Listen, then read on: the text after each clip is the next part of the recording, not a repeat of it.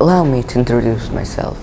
My name is Altekin Pradam and I'll be taking this journey with you, in which we'll be examining the hexagonal shapes of honeycombs, which are constructed by honeybees, whom I like to think of as nature's architects.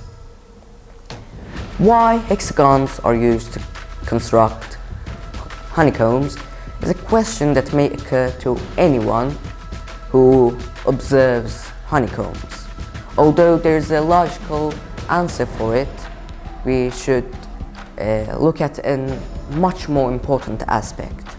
From a biological point of view, we know that organisms seek survival primarily, and efficiency plays a crucial role in an organism's survival.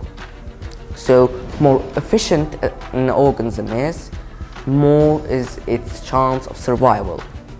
Research indicates that bees need to consume 8 ounces of honey to produce 1 ounce of wax. It's a very high ratio of consumed honey to produced wax. So they will eventually try to minimize the amount of wax used to store the maximum quantity of honey.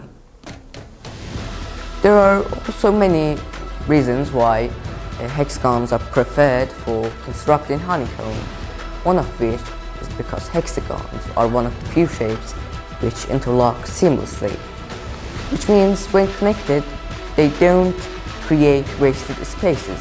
There are no wasted spaces in between them, unlike circles, for example.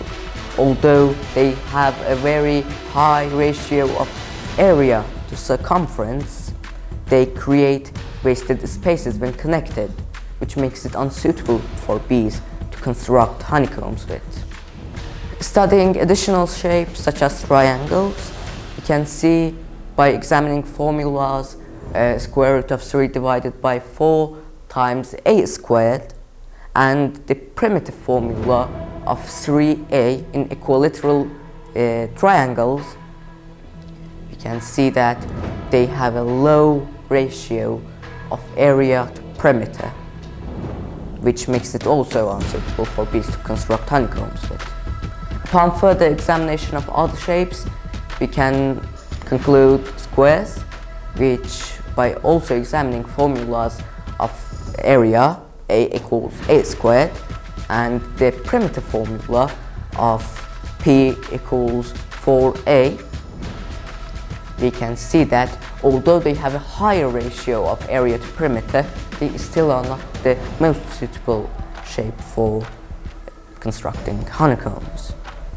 And finally, by examining hexagons, the preferred shape of bees for constructing their honeycombs, we can see that by examining the formula 3 times square root of 3 divided by 2 times a squared, it gives us the most amount of area, and it has the highest area to perimeter ratio.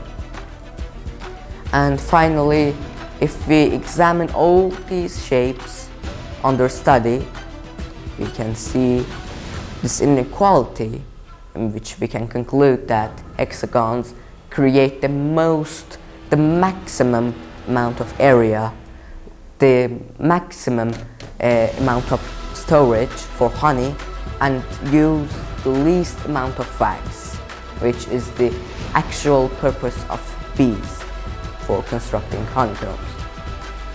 And finally, in conclusion, we can say that this accomplishment of bees signifies that mathematics is much more than some equations on a paper or some numbers. It serves as a horizon towards which we should aspire, much like honeybees.